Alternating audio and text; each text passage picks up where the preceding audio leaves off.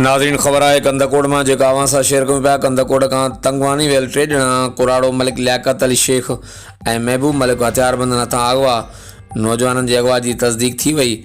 वारसनि खां भुंग तलब कयो वियो। मिलियल ॼाण मूजिब कंदकोट में ईद ॾियारे गुम थियल 3 ॼणनि जी अगवा की तस्दीक थी वई।